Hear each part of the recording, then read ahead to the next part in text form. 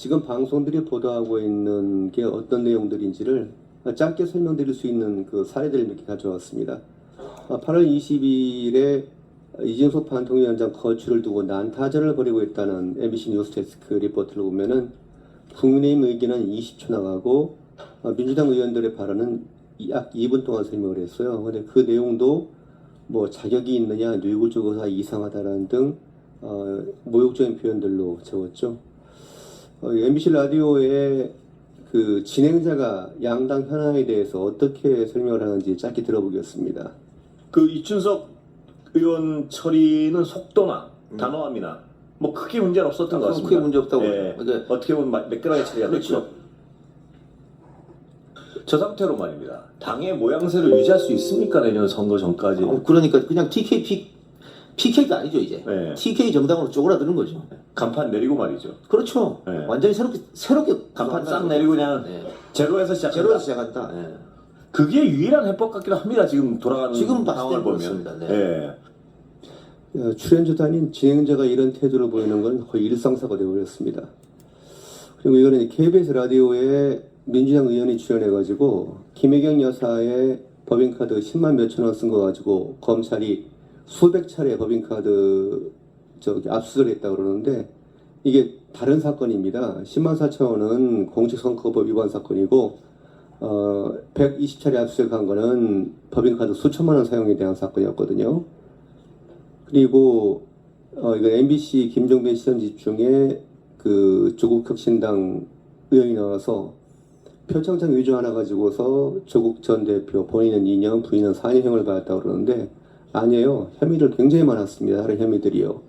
이 두 가지는 사실이 어떤 것인지에 대해서 끊임없이 지적함에도 불구하고 계속 방송을 통해서 이런 잘못된 정보가 나갑니다. 괴벨스가 얘기했죠. 거짓말 자주 하면은 대중도 그걸 믿고 자기 탓인도 믿게 된다고. 우리나라 상황이 지금 이렇지 않나 생각이 듭니다. 이런 편파보도 허위보도는 특히 선거 때 큰 영향력을 발휘하는데요. 다들 기억하시겠지만 작년 총선 때 MBC가 이종섭 전 국방장관이 호주 대사로 발령된 거를 거의 쏟아붓듯이 그 비판 보도를 해가지고 피의자 도피 프레임으로 총선 국면을 바꿔버렸습니다. 그리고 선거운동 막판에 윤석열 대통령이 하나로마트 할인 행사에 가서 한 발언을 이제 오른쪽에 바로 원본이거든요. 방송을 했는데 원래 원본은 뭐냐면 시장 가격이 얼마인지에 대해서 쭉 설명을 듣고 그리고 이게 이제 그 수급 조절하고 유통 과정을 개선을 하면은 이 정도 가격이 되면 좋지 않겠냐고 얘기한 거를 잘라가지고 맨 앞으로 올리니까 이게 대통령이 세상 물정을 모른다는 프레임이 완성이 된 거예요. 이걸 가지고 또 굉장히 선거에서 많이 이용을 했습니다. 그리고 그 민주당이나 조국혁신당 후보들의 어떤 문제점에 대해서는 축소 보도를 했고요. 대선 때도 마찬가지입니다. 뉴스데스크의 대선 참견 시점이라고 가십성 기사들을 모아놓은 코너를 만들었는데 한 달 동안 나온 걸 분석해 보니까 국민의힘에 불리한 아이템 40건이 방송될 때 민주당이 불리한 건 4건이 나왔습니다. 국민의힘 기사에는 싸우고 갈등하는 내용을 집어넣고 민주당 기사에는 공약을 집어넣었어요. 여론조사도 편파적입니다.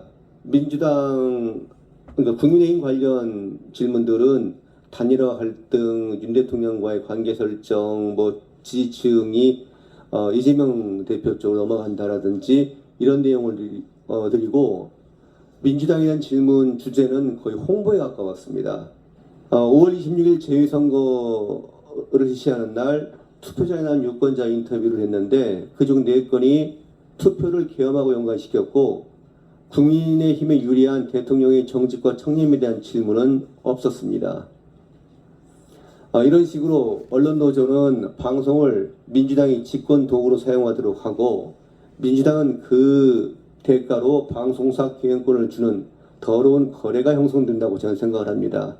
그리고 그 거래를 영구화시키는 것이 이른바 방송개혁 입법이고요. 구체적인 내용을 보면은 이미 공포된 방송상법 개정안 내용을 보면은 지금까지 여야가 비율 공영방송 이사들을 추천해 온 거를 추천단체에 여러 조직들 집어넣었거든요. 이게 대부분 언론노조의 과반수라는 건 곧 언론노조란 말과 다름없다고 생각이 돼요. 그리고 여기 교수님들 많이 나와 계시지만 우리 사회는 보통 교수라고 그러면 중립적이고 공정하다고 생각을 하는데 아닌 분들도 있습니다. 2018년 이후에 언론노조에 저질러진 끔찍한 불공정 보도에 대해서는 한마디도 한 기억이 없습니다.